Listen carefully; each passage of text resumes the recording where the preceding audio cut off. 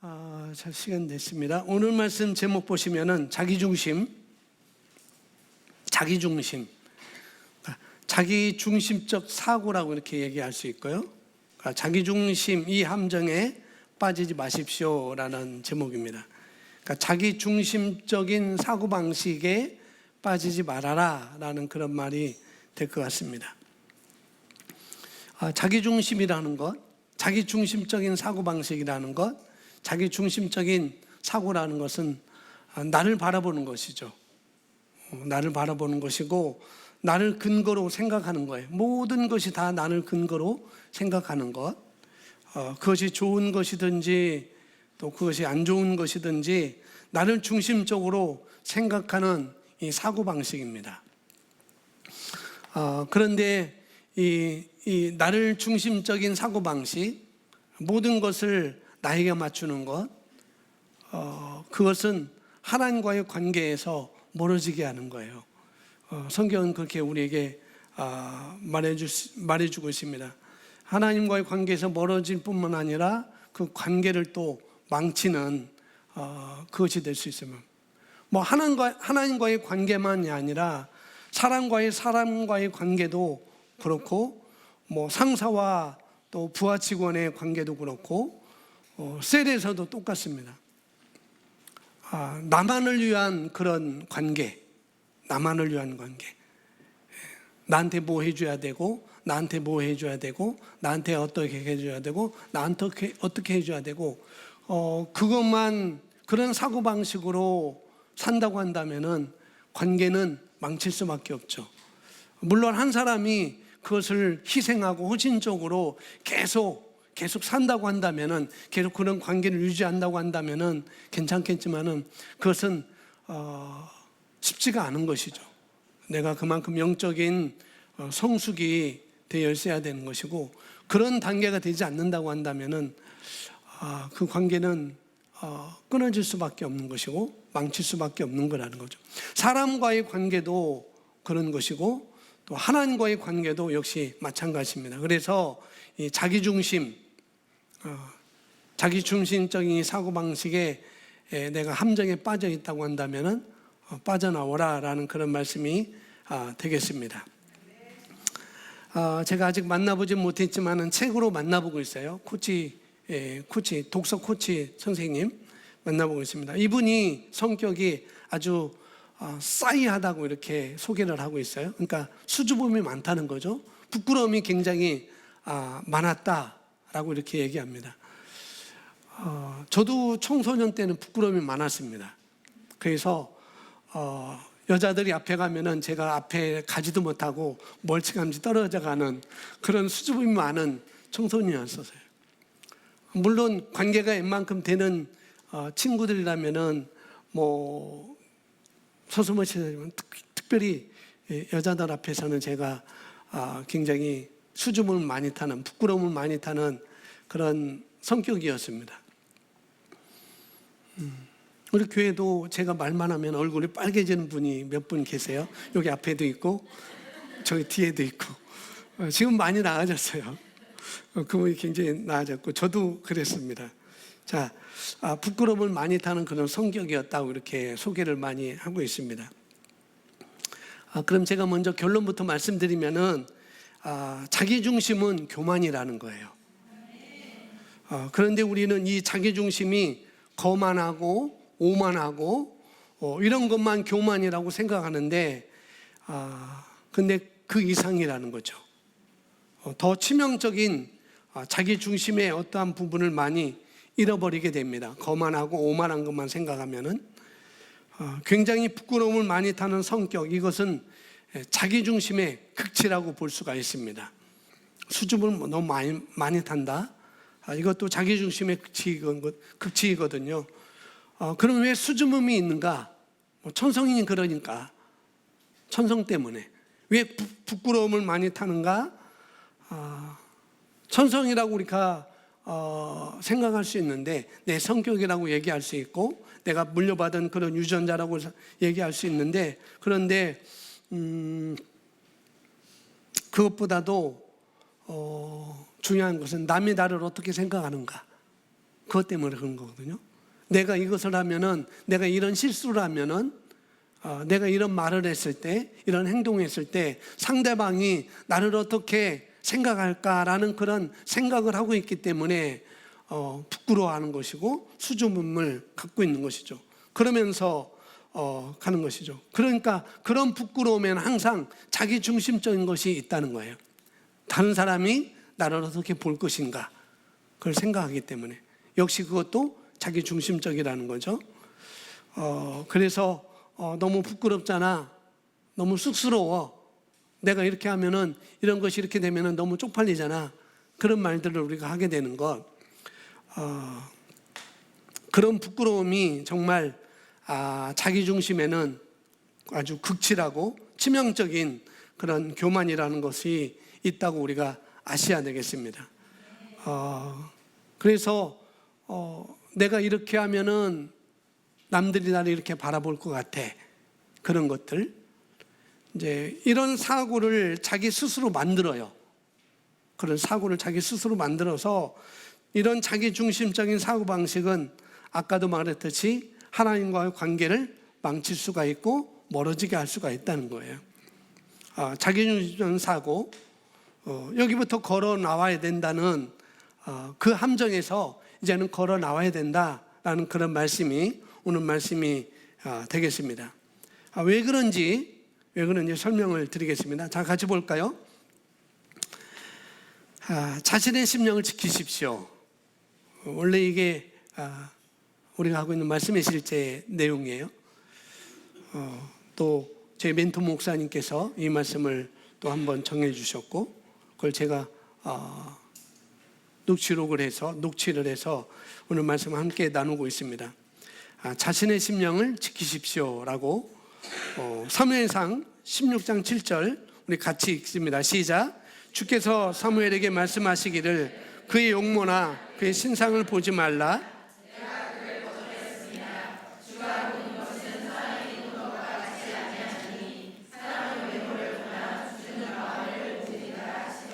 아멘.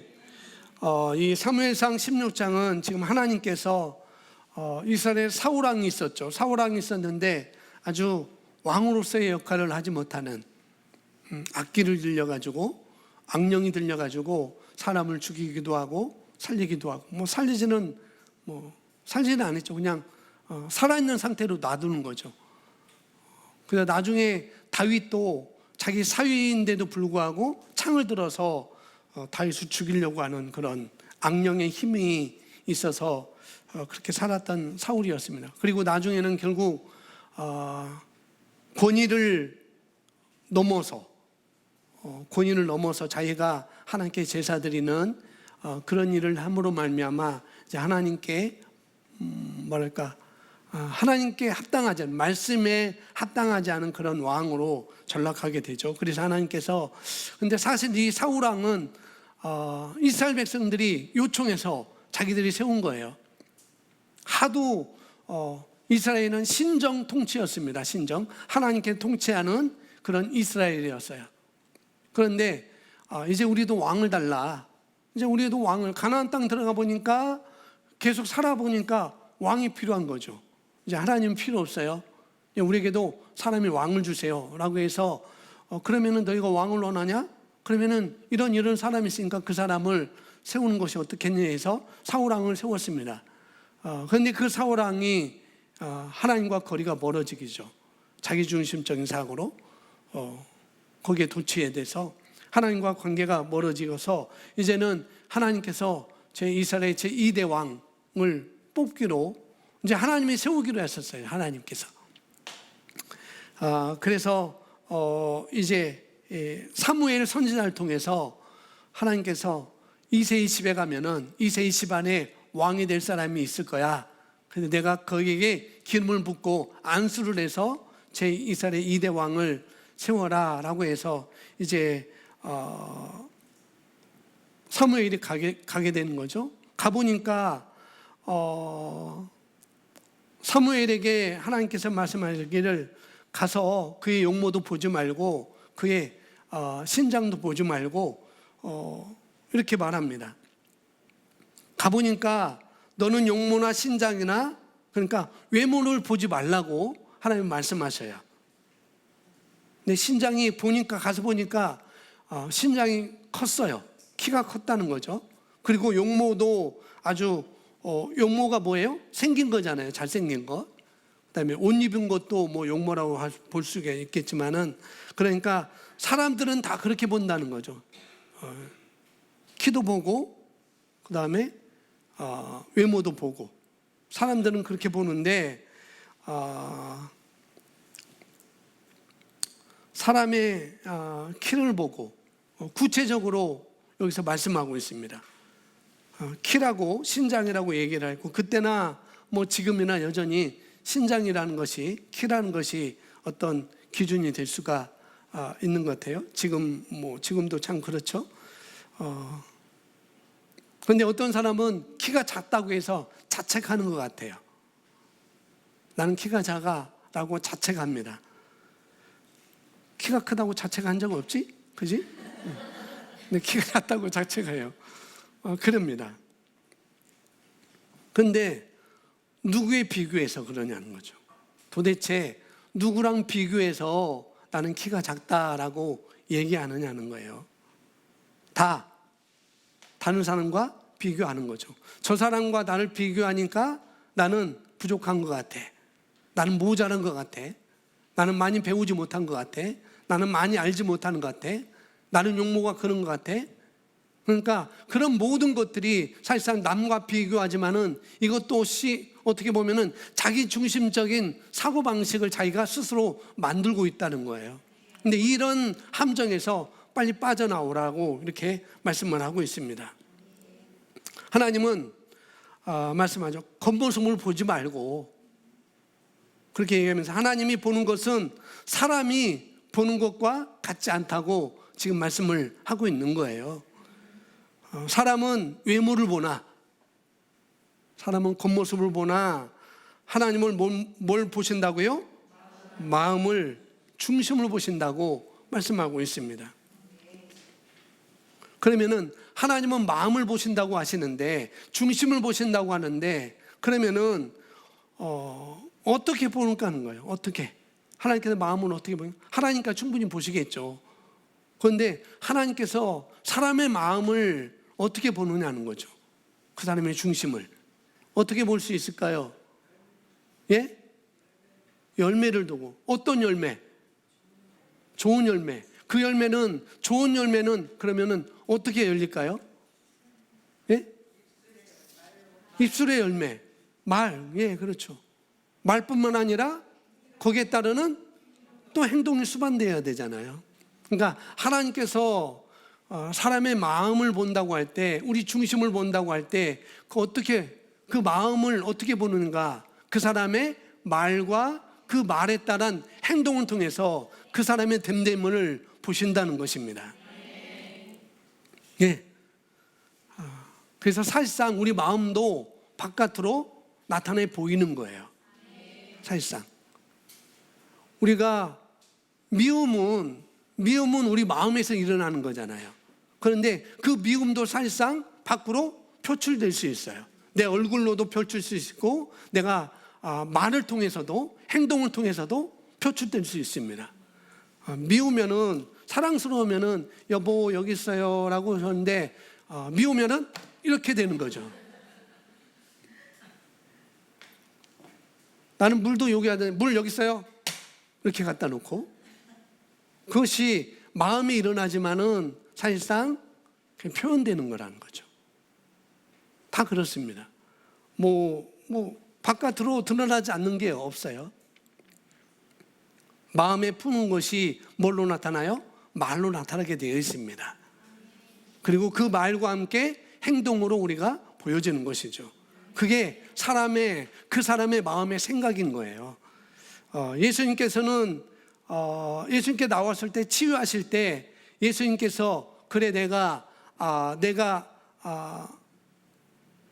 내 병을 고쳤어.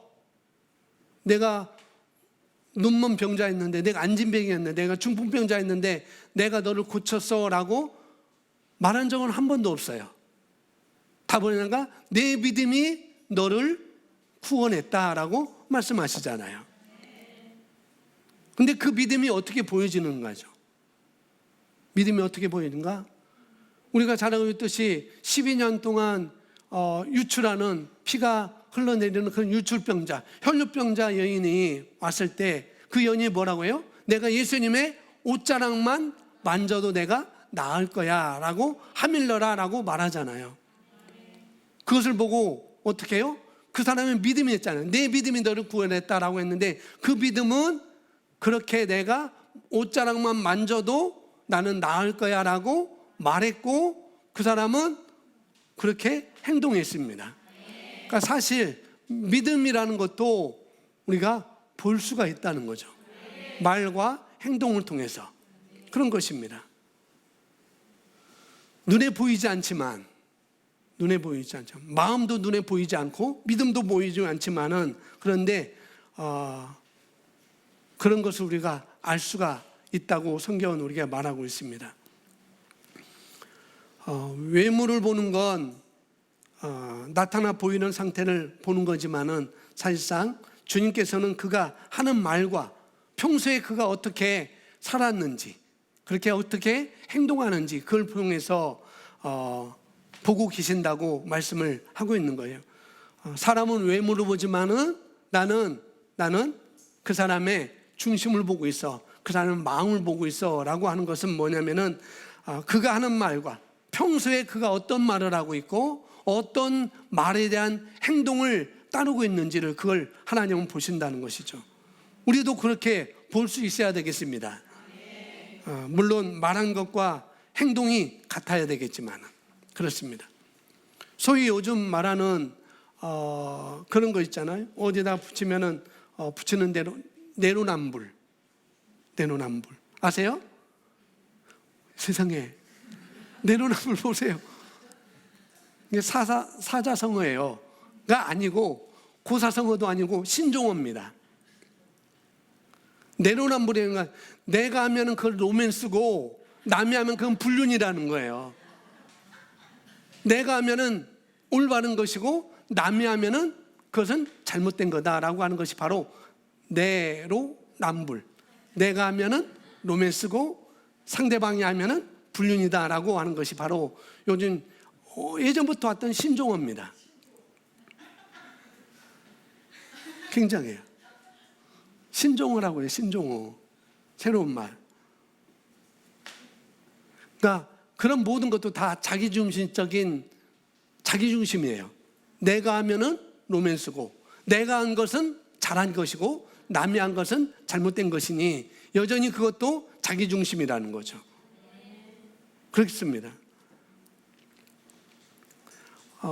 자기가 한 것은 합당한 것이고 남이 한 것은 합당하지 않은 것이고 그렇게 말하는 것이죠.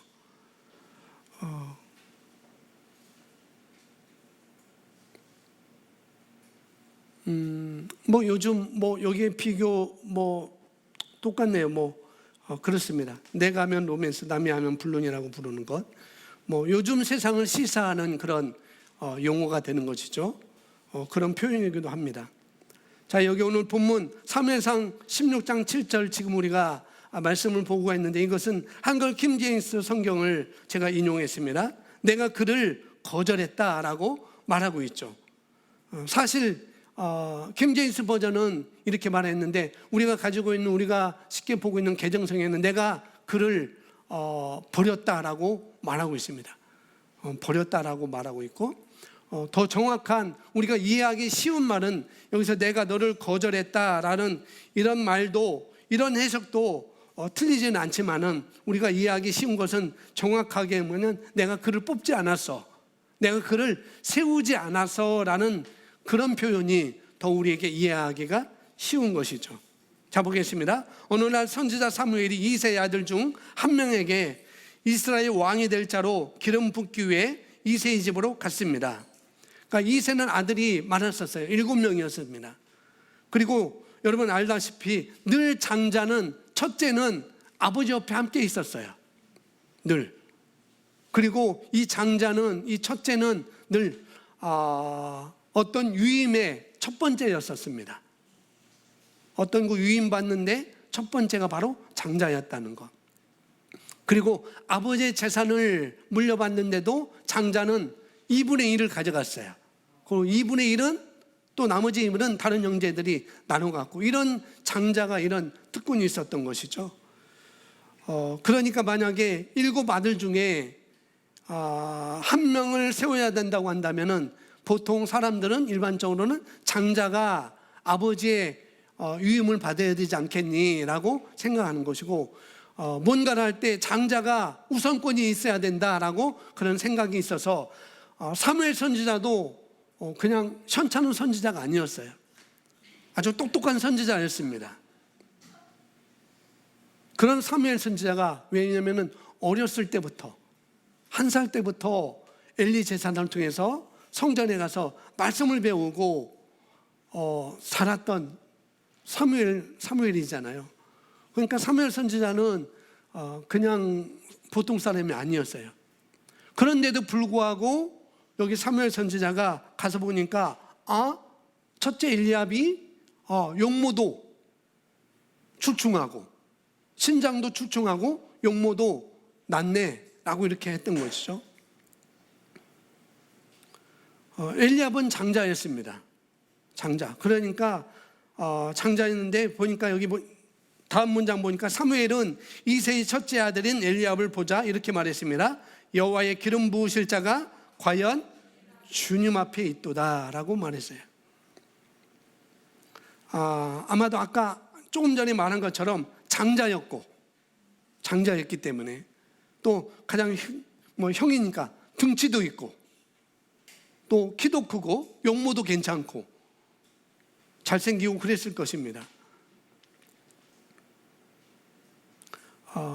사무엘도 선지자였지만은, 탁월한 선지자였지만은, 사무엘도 자기 관점으로 보니까, 자기 중심적으로 보니까 그렇게 볼 수가 있었다는 거죠. 이 사람이 여호와의 기름 부을 자가 과연 주님 앞에 있도다, 엘리압을 보고 그렇게 말할 수 있다는 거죠. 순순히 자기 중심적인 사고로 인하여서. 그런 사무엘에게 관점을 바꾸라고 하나님은 말씀하고 있죠. 사람은 외모를 보지만 나는 중심을 봐. 그러면서 나는 그를 거절했다, 그를 버렸다라고 말씀을 하고 있습니다. 자, 그리고 엘리압에게 왕이 될 자로 기름 부으려 했습니다. 그러나 하나님은 사무엘을 멈추게 하시고 이렇게 말씀하셨습니다. 내가 이미 그를 버렸노라. 내가 이미 그를 버렸노라. 여러분, 오해하시면 안 됩니다. 이 부분은 안 되는 부분이 있어요. 내가 그를 버렸노라 할 때 이 부분을 우리가 잘 아셔야 돼요. 지금 성경은 내가 그를 버렸어, 내가 그를 거절했어 라고 말하고 있잖아요. 그런데 하나님께서는 나는 엘리압을 버렸어, 나는 엘리압을 거절했어 이렇게 표현하고 있는 거잖아요. 그런데 신약에는 이런 표현이 없어요. 버렸다는 것, 거절했다는 것. 그러니까 여러분이 신약과 구약을 잘 구분해서 하나님의 성품을 잘 아셔야 돼요. 하나님의 성품. 내가 이미 그를 버렸다고 한다는 이 표현 쉽게 보여드리면은 여러분 다 우산 갖고 왔을 때 우산을 다 쓰고 왔잖아요, 그죠? 우산. 쉽게 말씀드리면은 제가 이거를 우산은 여기 넣어놨습니다. 하나님의 말씀이에요. 이것이 하나님의 말씀. 하나님의 말씀. 그러니까 하나님의 말씀이 있고 하나님의 뜻이 여기 있습니다. 그런데 엘리압이 내가 그를 버렸노라 할 때 엘리압이 이 말씀 안에 있다고 한다면 하나님은 그를 버릴 이유가 없죠. 여기서 내가 그를 버렸다라고 할 때 그 말은 뭐냐면은 하나님의 뜻이 있고 하나님의 말씀이 있지만은 버렸노라 할 때는 그것은 하나님의 말씀이 그를 버린 게 아니고 엘리압이 그 말씀을 떠나버린 것이죠. 그러니까 우리가 말씀을 이렇게 이해해야 된다고요. 하나님은 절대 우리를 버리지 않습니다. 우리를 거절하지 않아요. 우리가 그 말씀을 떠나는 것이고 그 말씀을 벗어나는 것이지. 지금 그 말씀을 그렇게 하고 있는 거거든요. 내가 이미 그를 버렸노라 할 때 그것은 바로 엘리압이 하나님의 말씀을 버린 거라는 것. 그렇게 보셔야 됩니다. 하나님은 우리를 버리고 그런 분이 아니에요. 거절하시고 그런 분이 아니에요. 그랬다고 하면 오늘 여기에 나올 분들이 몇 분이겠어요? 하나님 성품에 비춰볼 때 그럴 수 없습니다.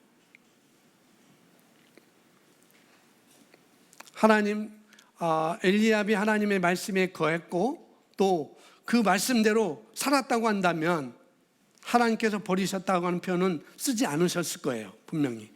그런데 아마도 엘리압은 하나님 말씀 안에 있지 않고 말씀 밖에 있었겠죠. 그런 것입니다.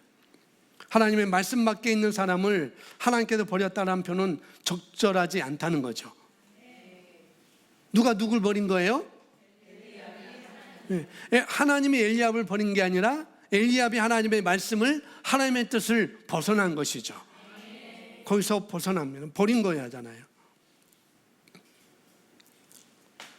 하나님은 늘 우리가 성경에서 말하기를 은혜의 날개 아래 우리를 품어주신다고 그랬어요. 그리고 우리를 눈동자같이 보호하신다고 그랬습니다. 그러니까 하나님의 성품은 우리를 버리는 게 아니고 우리를 보호하시고 우리 인도하시고 우리를 안내하시는 분이라는 거죠. 하나님은 그런 분이셔요. 단지 우리가 그 하나님을 떠났기 때문에, 말씀을 떠났기 때문에 그런 것이죠. 하나님께서는 우리를 그렇게 보십니다. 하나님은 우리를 인도하시고 보호하시기 위해서 우리 아버지로 오신 것이죠. 그러니까 자기가 버림받는 자리에 가 있는 거예요, 엘리압이. 아시겠죠? 내가 왜 하나님의 축복에 그것을 내가 삶 가운데 가져오지 못하는가? 내가 그 말씀을 떠나버린 것이고 그 말씀을 내가 믿지 않는 것이고 또 그런 것과 함께 같이 우리가 생각해 볼 수가 있습니다. 만약에 이런 생각도 할 수 있어요. 그냥 하나님께서 그냥 엘리압 체면도 있지, 형제들이 있는데 또 아버지도 있는데 사무엘 선지자가 딱 봤는데 야 쟤야 라고 딱 봤는데 하나님 좀 엘리압 체면도 좀 살려줘야 되지 않겠어요? 설령 그렇다 할지라도 좀 잘 준비시켜서 왕으로 만들면 되지 않을까요? 라고 생각할 수 있는데 절대 그렇지 않습니다. 하나님의 말씀을 벗어난 사람, 하나님의 말씀을 따르지 않는 사람, 하나님과의 관계를 멀리하는 사람을 어떻게 세울 수가 있겠어요? 지금도 우리나라에서 우리나라의 어떤 요직을 세우기 위해서 많은 장관들 세우잖아요. 장관들 세우는데 법무부 장관도 세우고 통일부 장관도 세우고 국정원장도 세우고 여러 장관들을 세우는데 세우기에 앞서 뭔가를 하잖아요. 청문회를 하잖아요.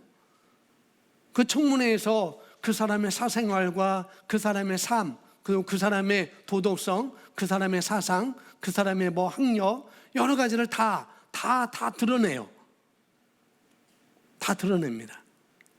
그 사람이 이 자리에 맞는지 안 맞는지 청문회를 하게 되는 것이죠. 지금은 그런 것도 관계없이 그냥 다 넘어가고 그러지만은 그렇습니다. 그런데 그런 사람들을 장관을 세우지 않으면 드러나지 않을 거 아니겠어요? 그죠? 분명히 안 드러날 겁니다.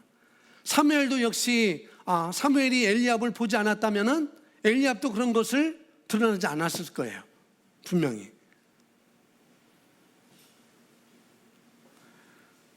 그들을 장관으로 세우기 전에는 아무도 몰랐을 거예요. 뭐 이런 사람이 그 사람이 뭐 국정원장 될 사람이 그런 사람이었는지 그런 전력이 있었는지 그런 것이 있었는지 아무도 몰랐을 것입니다. 뭐 통일부 장관이 뭐 그런 사람이었는지 아무도 몰랐을 거예요. 그러나 세워야 되니까, 그 자리가 중요하니까, 아무나 세울 수 없으니까 조사하고 그 사람의 준법 정신, 그 사람의 사상이나 그 사람의 인품이나 도덕성이나 이런 것을 점검하잖아요.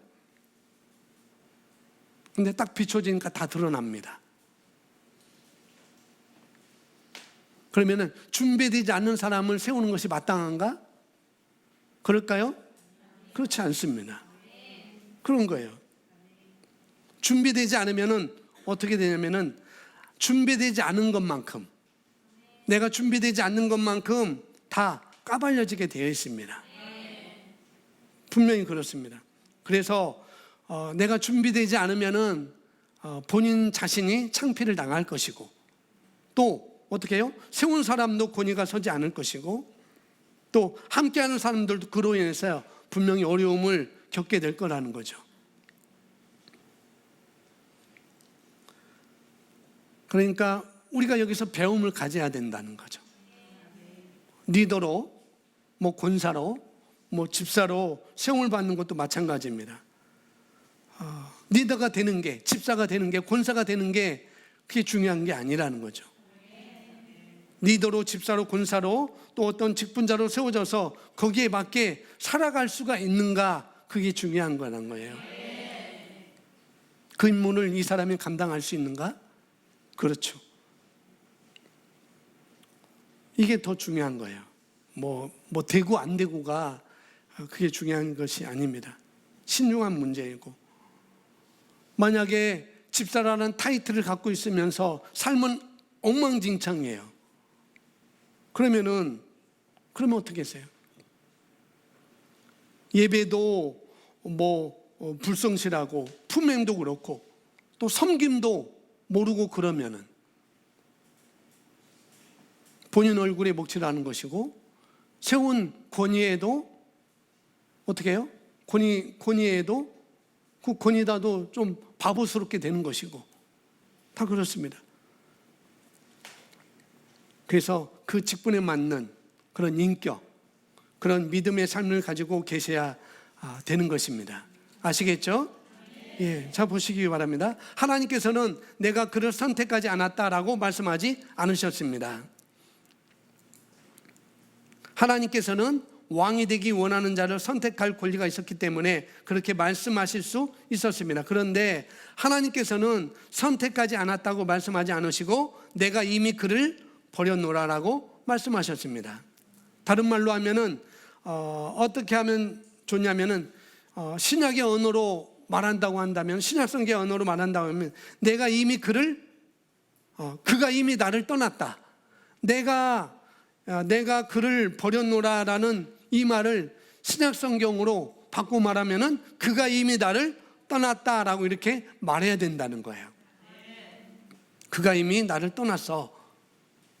그래서 그를 선택할 수 없어, 이런 말입니다. 자, 이것은 하나님께서 엘리야를 보셨을 때 그의 안에서 알맞지 않은 점을 발견하셨다는 의미입니다. 그의 안은 어떻게 보셨을까요? 그가 살아온 것을 분명히 보셨을 거예요. 어떻게 살아왔는지.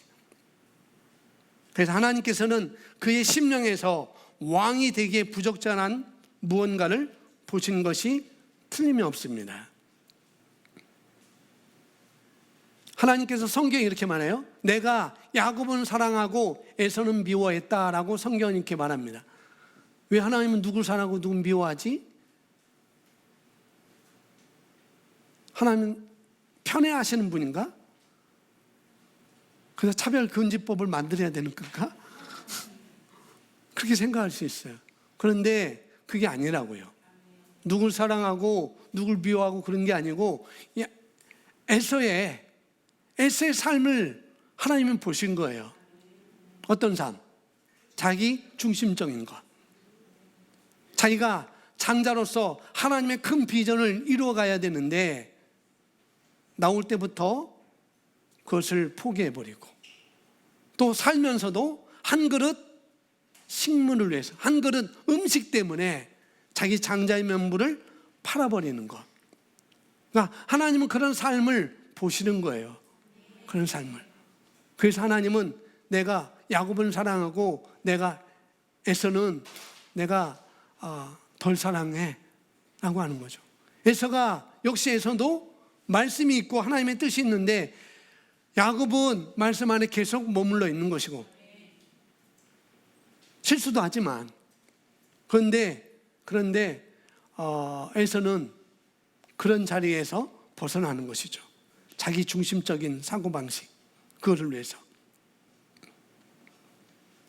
도대체 하나님께서는 왕이 되기 위해서 갖춰야 될 것이 무엇일까? 이걸 뭘 생각하면 되냐면은 다윗 왕이나 솔로몬 왕을, 말년에는 솔로몬 왕도 별로 그렇게 좋지 않게 끝났지만은, 그러나 시작할 때 그 다윗 왕이나 솔로몬 왕을 생각하시면 돼요. 솔로몬 왕이 내가 이제 내 아버지를 통해서, 내 아버지를 이어서 내가 왕이 돼야 되는데, 그 솔로몬이 이제 기도합니다. 하나님, 내가 왕이 돼야 되는데 어떡합니까? 나를 따르는 백성들이 이렇게 많은데 하나님 어떻게 해야 됩니까? 그래, 내가 내게 뭘 해주기를 원하느냐? 라고 하나님께서 말할 때 솔로몬이 왜요? 내가 주의 나에게 지혜로운 마음을 주세요. 지혜로운 마음. 이건 뭐냐면, 지혜로운 마음은 뭐냐면 내가 하나님의 말씀을 들을 수 있는 그런 중심을 갖기를 원합니다. 그런 마음으로 갖기를 원합니다 라고 솔로몬이 말했어요. 하나님께서 깜짝 놀라시고 어떻게 해요? 야, 내가 이런 걸 구하다니. 너는 부도 구하지 않고, 너는 명예도 구하지 않고, 너는 재물도 구하지 않았구나. 오직 듣고자 하는 마음, 하나님의 말씀을 듣고자 하는 그 마음, 그 중심이 있었구나. 그러니까 내가 구하지 않은 것도 부도 내가 줄 것이고, 명예도 줄 것이고, 재물도 내게 줄 거야 라고 말했던 것이죠. 그 중심을 보는 거예요. 그런 것을. 그 말 한마디 때문에 내가 듣고자 하는 마음을 갖겠습니다. 하나님의 말씀에 대해서 듣고자 하는 마음을 갖겠습니다. 경청하는 마음을 갖겠습니다. 그 말 한마디. 그리고 뭐냐? 내가 그렇게 듣고, 하나님의 말씀을 듣고 내게 주어진 나의 백성들을 잘 인도를 할 수 있도록 나를 도와주세요 라고 그들의 필요를 채워주기 위해서 솔로몬을 구했던 거예요. 지도자는 바로 그런 것입니다. 왕도 그렇고 이 세상 대통령도 마찬가지고, 또 영적인 지도자들도 마찬가지고, 그게 기본이라는 거예요. 그게 기본. 여러분은 여러분 세상에서 왕입니다. 그죠? 제가 교회에서 목사니까 저만 지도자인 게 아니라 여러분도 여러분 세상에서 지도자인 것이고 왕인 거예요. 왕과 제사장으로 여러분 세상에 하나님께서 보내주셨습니다.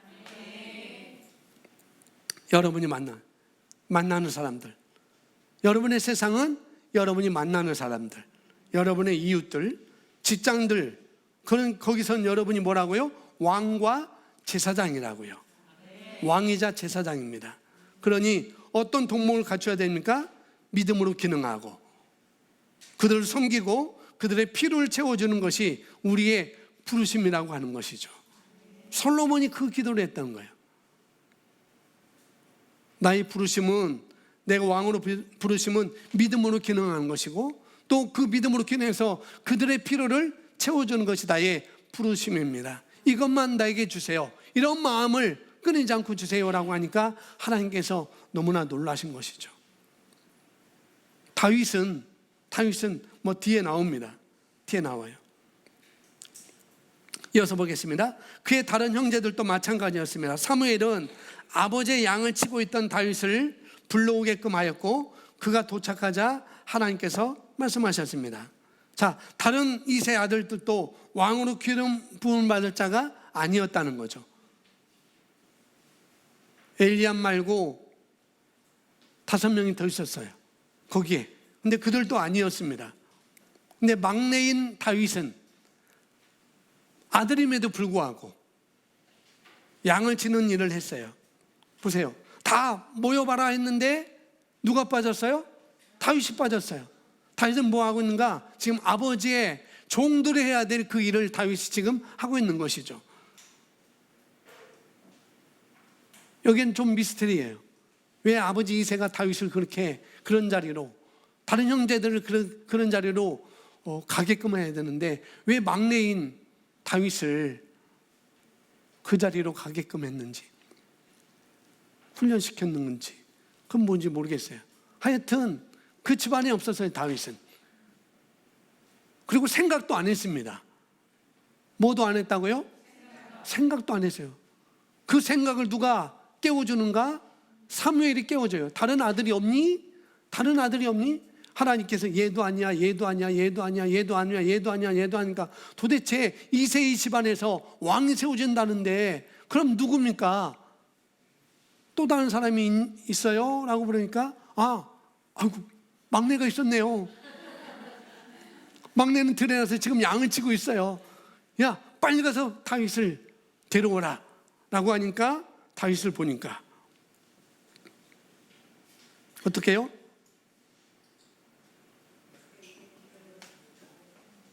일어나 그에게 기름을 부으라. 이 사람이 그임이라 말씀하십니다. 일어나 그에게 기름을 부으라. 이 사람이 그 왕이 될 자야. 하나님께서 다윗에게 보신 것은 무엇입니까? 도대체 다윗에게 본 것이 무엇일까요? 하나님께서는 왜 그렇게 그를 원하셨습니까?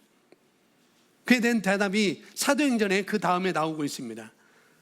사도행전 13장 22절에 있습니다. 함께 읽습니다. 시작. 그를 패하시고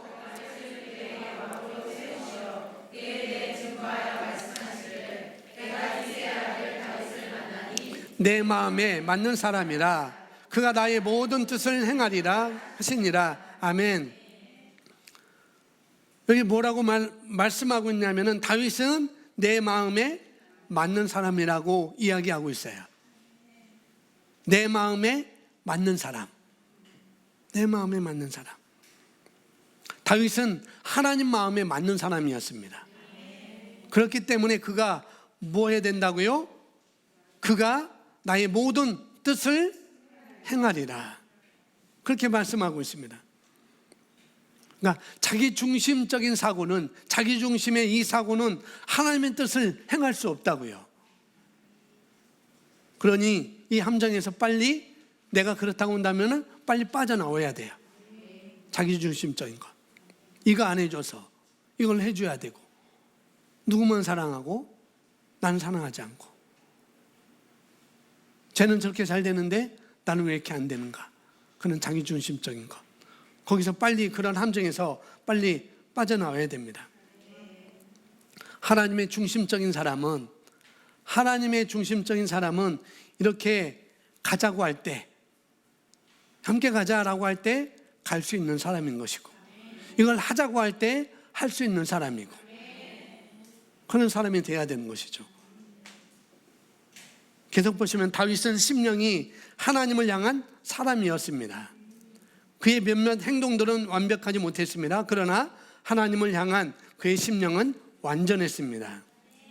우리가 알고 있잖아요. 다윗이 어떤 일을 했는지. 골리앗도 쳐 죽이고, 사자도 양을 키우는데 사자도 곰도 다 치우고 거기서 하나님을 찬양하고, 여호와는 나의 목자시다, 내가 부족함이 없다, 그가 나를 푸른 산을 인도한다라고 이렇게 고백했던 그 다윗조차도 나중에 순간에 잘못을 하게 되죠. 아주 끔찍한, 아주 잔인한 일을 다윗이 하게 됩니다.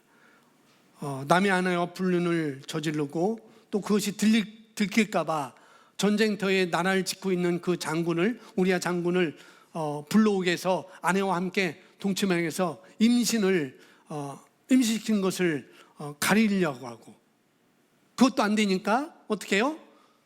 최전방에 보내서 죽게 하는 그런 잔인한 그런 짓을 다윗이 꾸미잖아요. 그건 왕으로도, 그건 남자 의리, 그거로도, 또 결혼한 남편으로도 이건 있을 수 없는 일을 지금 하고 있는 거예요. 그랬음에도 불구하고 하나님께서는 그를 사랑하셨습니다. 그럼 그런 짓 해도 되나? 아니에요. 그게 아니고, 그게 그런 잘못을 지적했을 때, 나단 선지자가 너 양이 이렇게 많은데, 내게 이렇게 많은데 다른 집에 양이 좋다고 그 양을 내가 뺏어와? 어떤 사람이 있는데 양이 많았어. 그런데 그 사람이 보니까 자기 이웃에 너무나 좋은 양이 있으니까 그 양을 그냥 뺏어왔어. 그럼 이 사람은 어떻게 해야 되겠니? 라고 다윗한테 물어보니까 그냥 그 사람은 쳐 죽여야 되죠. 그럴 때 나단 선지자가 그가 바로 너야 라고 말할 때 다윗은 거기서 완전히 무너지게 됩니다. 아, 내가 그런 자였구나. 내가 정말 내 중심적으로 살았구나. 하나님 중심적이 아니라. 그래서 거기서 다윗은 돌이키게 되죠.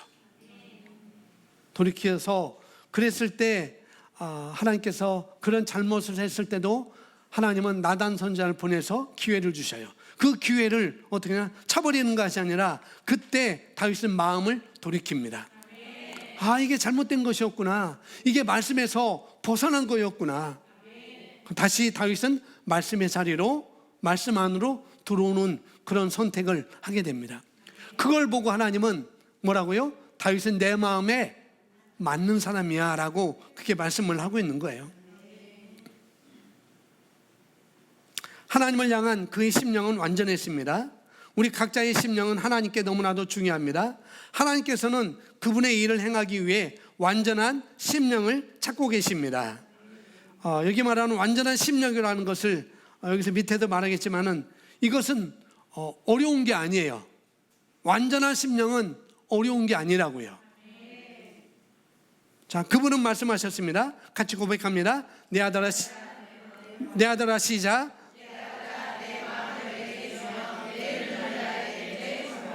네, 완전한 심령을 갖는 것을 잠언서 23장 26절에서 말씀하고 있습니다. 너의 마음을 나에게 주며 너의 눈을 나의 길들에 주목하라. 하나님의 길들, 내 마음을 나 하나님에게 주고 너의 눈을 하나님의 길들에게 주목하라. 다시 말해서 하나님의 말씀에 내 눈을 고정하라는 거예요. 너의 마음을 하나님께 주라고 말씀하고 있습니다. 바꿔서 말하면은 너는 마음에 하나님의 마음을 두라고 얘기하고 있고, 그것은 뭐냐면은 말씀을 내 마음에 두라고 말씀하고 있는 거예요. 또 너의 눈이 하나님의 말씀이 떠나지 않게 하라 이렇게 말하고 있는 것이죠. 마음도 그렇고 눈도 그렇고. 어디 이 말씀 많이 들어보지 않았어요? 데자뷰? 어디서 많이 들어보지 않았어요? 여호수아서 1장 8절. 이 율법책을 내 입에서 떠나지도 말게 하고 내 눈에서 떠나지도 말게, 내 입과 눈에서 떠나지 말게. 그 말씀을 지금 하고 있는 거잖아요. 그러니까 말씀이 인식이 되어서, 말씀과 하나가 되어서 말씀과 사고방식이 되라, 그 말씀을 지금 하고 있는 것입니다. 자, 우리는 자기 자신의 심령을 지키고 온전한 심령으로 하나님을 섬겨야 합니다. 자, 온전한 심령이란 하나님을 구하는 것이며, 항상 여기 함께 읽겠습니다. 시작. 온전한 심령은 시작. 온전한 심령은 하나님을 구하는 것이며 항상 그분을 깊이 원하는 것이며 그분의 말씀을 따르는 것일 뿐만 아니라 자신을 넘어 남을 먼저 생각하고 남을 위해 섬기는 삶을 사는 것입니다. 아멘. 온전한 삶이 무엇인지 알죠? 자신을 넘어 남을 먼저 생각하고 남을 위해 섬기는 삶을 사는 것. 그러니까 신약 성경으로 말하면 내 이웃을 내 몸과 같이 사랑하라는 것. 그러니까 자기중심 이 함정에 빠져나와서 하나님 중심으로, 말씀 중심으로 살아가라고 말하고 있는 것입니다. 그러니까 내 중심에서 그 함정에서 빠져나올 수 있는 방법을 우리에게 제시를 해주고 있어요. 자, 하나님과 그분의 왕국을 향한 자신의 태도는 반드시 그분의 사랑으로 고무되어서 반응해야 합니다. 자, 두 번째 패러그래프부터 다시 보면 온전한 심령은 하나님을 구하는 것이며 항상 그분을 기쁘시게 하기 원하는 것이며 그분의 말씀을 따르는 것일 뿐만 아니라 자신을 넘어 자기 중심을 넘어서 남을 먼저 생각하고 남을 위해 섬기는 삶을 사는 것입니다. 이것은 오늘날 살고 있는 그리스도인들에게 말씀하고 있는 거예요. 저와 여러분이 지금 심고 있습니다. 시간을 심고 있고 때로는 물질을 심고 있고 여러 가지 우리가 심는 삶을 그렇게 살고 있잖아요. 주는 삶을 우리가 살잖아요. 그런데 우리가 뭔가를 주더라도, 우리가 뭔가를 심더라도 바르게 심어야 된다고 제가 누누이 말씀을 드렸습니다. 바르게 심어야 돼요. 올바른 태도로, 올바른 심령으로, 올바른 중심으로 우리가 줘야 되고 심어야 되는 것입니다. 주님과 합한 마음으로 우리가 해야 되는 것이고, 그렇지 않으면은 결과가 없을 뿐만 아니라, 그렇지 않으면은 또 우리에게 자기 자신이 삐지는 마음이 또 생겨요. 삐지는 마음. 또 손해봤다는 마음도 생깁니다. 내가 괜히 심었나? 내가 괜히 심은 것 같아. 그러니까 뭘 하더라도 자기 중심적으로 우리가 하면은 안 되는 거예요. 그것은 자기 중심이라는 함정에 빠지는 것입니다. 하나님과 스스로 자기가 멀어지는 것을 우리가 가져온 일에 우리가 해서는 안 되겠죠.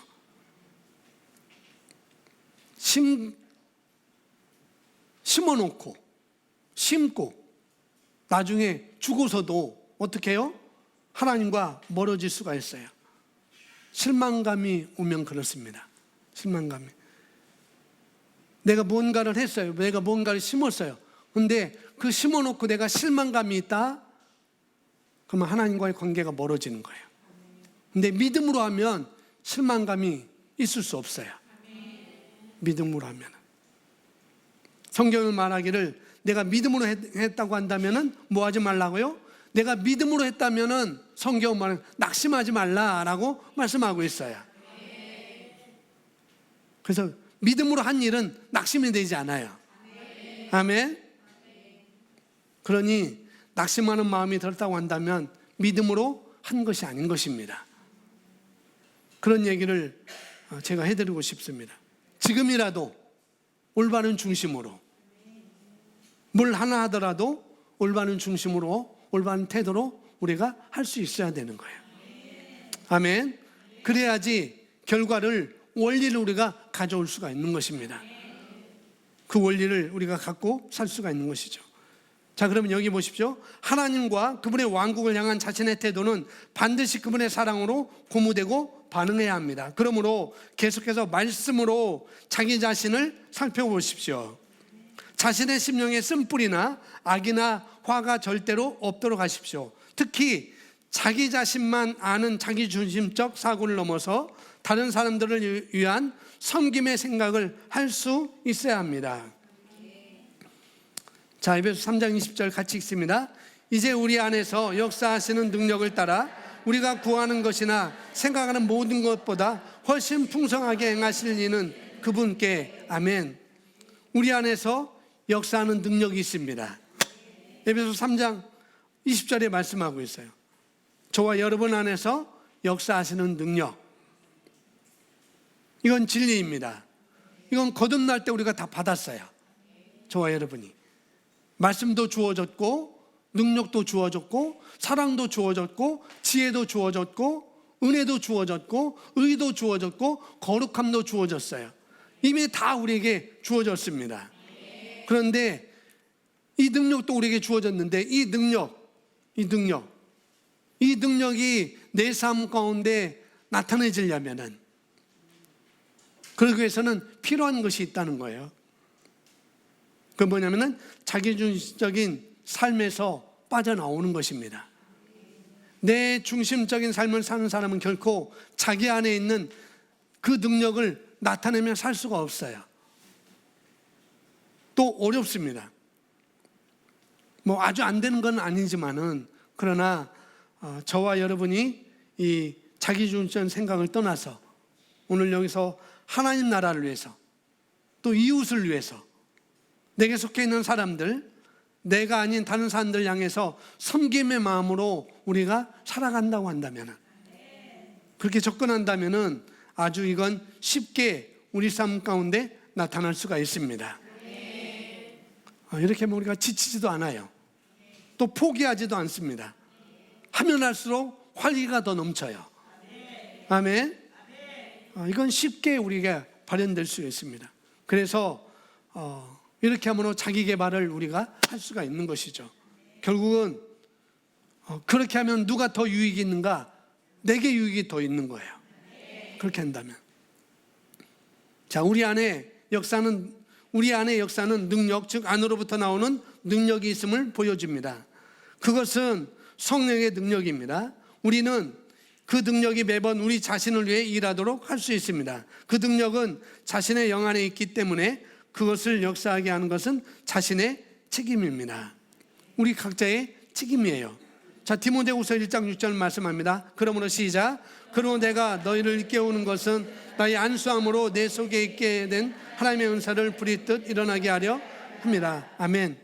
우리 속에 있게 된 것, 내 속에 있게 된 것, 하나님의 은사를 부리듯 일어나게 하려 합니다. 이것은 우리 스스로가 할 수 있다고 말씀을 하고 있는 것이에요. 마태복음 14장입니다. 내용은 무슨 내용이냐면은 오병이어의 기적에 관한 이야기입니다. 자, 마태복음 14장입니다. 우리는 예수님께서 이 능력을 풀어놓으라고 나타내신 것을 봅니다. 저녁이 되었습니다. 제자들은 주님께 그와 함께 모인 무리들을 해산시킬 것을 제안하였습니다. 이때 놀라운 일이 일어났습니다. 예수님께서는 무리들을 돌려보내는 대신 그들을 풀밖에 앉게 하시고 빵 5개와 물고기 2마리를 들고 축사하신 다음 떼어서 제자들에게 주어 무리를 먹이셨습니다. 예수님께서는 다른 사람들을 축복하기 위해 그분의 안에 있는 능력을 지니고 계셨습니다. 그분 안에 능력을 지니고 계셨습니다. 항상 우리는 자신을 넘어서 생각해야 합니다. 뭐냐면은 여러분, 오병이어의 기적을 우리가 알잖아요. 놀라운 기적이었습니다. 지금 오병이어의 기적은 그들이 하루 종일인지 뭐냐면은 저녁이 되도록 그들이 굶주려 있었어요. 그래서 제자들이 제안하죠. 이들을 돌려보내는 것이 낫겠습니다. 말씀을 더 전해주신다고 하면은 돌려보냈다 저녁을 먹고 다시 와서 말씀을 들어도 되지 않아요? 라고 제안을 했어요. 그런데 그렇게 말하는 제자들의 말을 듣고 무리들을 보니까 정말 국률함이 보였죠. 국률로 그들을 보셨어요. 그냥 돌려보내도 돼요. 그리고 여기 오병이어 이것은 그들의 필요를 채워주기 위해서 한 번도 해보신 일이 아니에요. 다른 것은 했는데 이 오병이어 떡 5개, 빵 5개, 물고기 2마리 가지고 이 모든 사람들을 먹이는 일은 한 번도 해본 적이 없습니다. 연습도 안 해봤어요, 예수님이. 12제자 가지고 연습해봤으면 괜찮을 텐데 이 많은 이유 연습도 안 해봤습니다. 근데 그들의 필요를 보셨어요. 이들의 필요가 뭔지, 굶주려 있는 것, 배고픔. 그리고 예수님은 그분 안에 있는 능력을 보셨습니다. 그 보시고 어떻게 해요? 이런 상황에 한 번도 해본 적이 없지만은, 이전엔 한 번도 해본 적이 없지만, 그런데 쓸 기회가 있어요. 자기 안에 있는 능력을 쓸 기회가 왔습니다. 누구를 위해서? 그들을 위해서, 남을 위해서 그 필요를 보신 것이죠. 저와 여러분이 능력을 갖고 있습니다. 저와 여러분 안에 능력이 있어요. 그 능력은 역사하는 능력이라고 말씀하고 있습니다. 그 우리에게 먼저 주어졌다는 걸 여러분이 아셔야 되고 믿으셔야 돼요. 그걸 인식하는 거예요. 그것은 뭐냐면은 내가 나의 유익을 위해 아니라 다른 사람의 필요를 채워주기 위해서 그런 것이 우리에게 왔다는 것을 먼저 아셔야 되겠고, 내가 그런 발을 내디딜 때 내가 갖고 있지 않아도, 물론 남을 위해서 내가 다른 사람의 필요를 위해서 내가 발을 내디딜 때 내가 갖고 있지 않을 수도 있어요. 어떤 면에서는. 그런데 내가 갖고 있지 않아도, 그런데 하나님은 씨와 먹을 양식을 주시는 분이라고 분명히 말씀하고 있습니다. 내 안에서 그것이 개발되어진다고 예수님도 말씀하고 있고, 예수님도 지금 이것을 처음 하신 일이에요. 어떻게 이런 일이 벌어질까? 왜요? 예수님은 자신을 알고 계시잖아요. 자신 안에 능력이 있다는 것을 예수님은 아셨습니다. 그리고 우리도 그걸 아셔야 돼요. 우리 안에 성령의 능력이 있다고 하는 것을 언제 발현되느냐? 그럼 이것이 예수님처럼 오병이어가지고 우리도 그런 기적을 나타낼 수 있는가? 그런 기적이 아니라, 그런 것은 비유로 말씀하고 있는 거죠. 그것을 우리에게 말씀하고 있는 거 뭐냐면은 사람의 필요를 우리도 채워줄 수 있다는 거예요.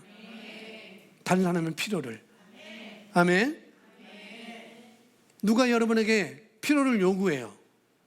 저에게도 요구할 수도 있고 여러분에게도 필요를 요구할 수도 있습니다. 그런데 그것을 내가 갖고 있을 수도 있고 현재 안 갖고 있을 수도 있어요.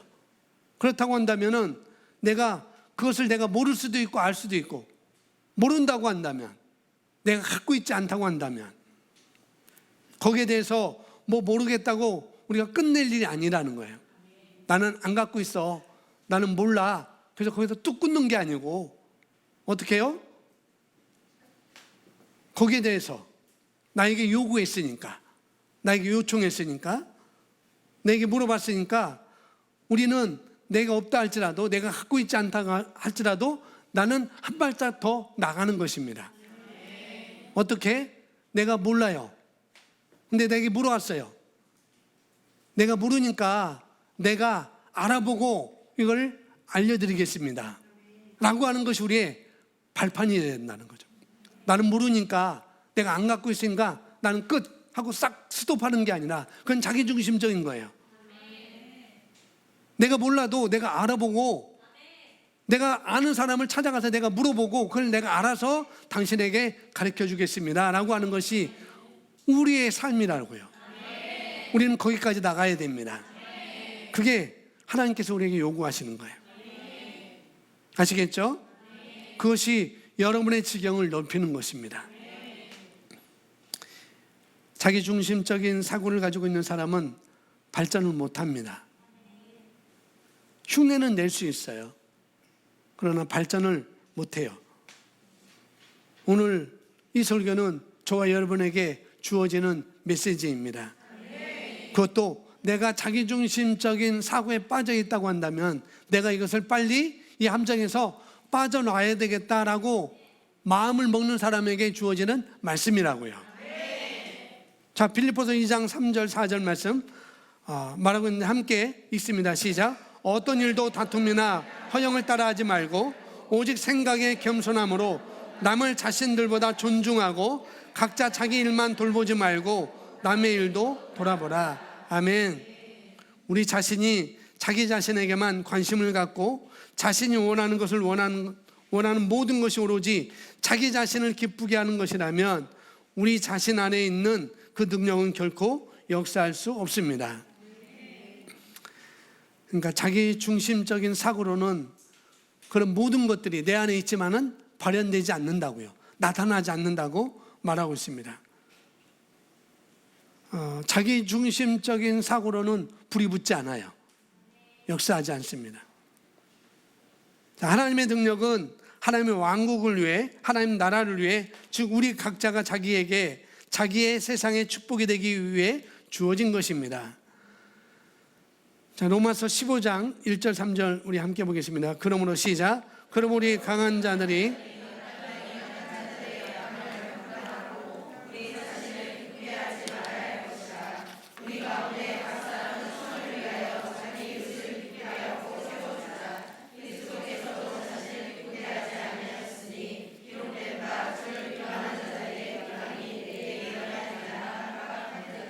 아멘. 빌립보서 2장도 그렇고 로마서 15장도 그렇고 나를 뛰어넘어서 내 중심적인 자기 중심적인 걸 넘어서 살으라고 말씀하고 있어요. 우리는 하나님의 영광과 능력이 밖으로 나오는 통로이며 각자 자기 세상을 향해 뻗으신 하나님의 축복의 손입니다. 선을 위하여 자기 이웃을 기쁘게 하고 연약한 자들의 약함을 담당하고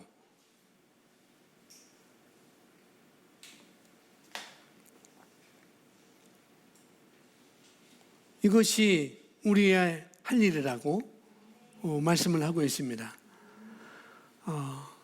여러분 직장 생활을 하는데 직장 생활이 지루할 수 있어요. 분명 지루할 수 있습니다. 근데 왜 지루할까요? 그냥 돈이나 벌여야 됐다고 생각해서 그럴 수도 있을 것입니다. 분명히. 왜 직장 생활이 힘들까? 세상이 그래서. 윗사람이 쪼아가지고. 그럴 수도 있을 거예요. 그러나 진정으로 자기를 위한다고 한다면, 직장 생활에서 진정으로 자기를 위한다고 한다면 어떻게 하는가? 그 돈을 벌어서 어떻게 했다는 거예요? 다른 사람의 필요를 채워주겠다고 하는 것. 그러면 지루하지 않아요. 누가 쪼아도. 우리 학생들 공부해서 어떻게 하겠다는 거예요? 좋은 대학? 좋은 회사? 그러면 좋은 회사 가서 어떻게 했다는 거예요? 돈 많이 버는 거? 그래서 어떻게 했다는 거예요? 좋은 배우자를 만나는 거? 그럼 그래서 또 어떻게 했다는 거예요? 행복하게 사는 거. 행복하게 사는 것이 뭐예요? 다 자기중심적인 것입니다. 성경은 그것을 넘어서라고 말씀하고 있는 거예요. 아멘. 나의 사고방식과 삶의 중심이 나를 떠나서 나의 세상에 다른 사람에게 향하는 것입니다. 그럴 때 내게 행복이 오는 것이고, 그럴 때 내게 부가 오는 것이고, 솔로몬처럼 그렇게 말씀하고 있습니다.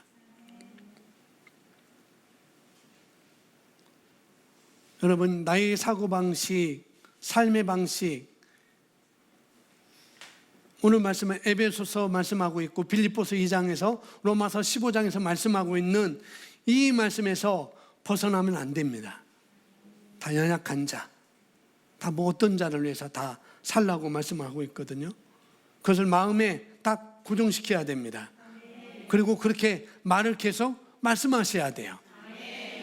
그리고 그런 삶을 사는 사람에게 조정을 부탁하십시오.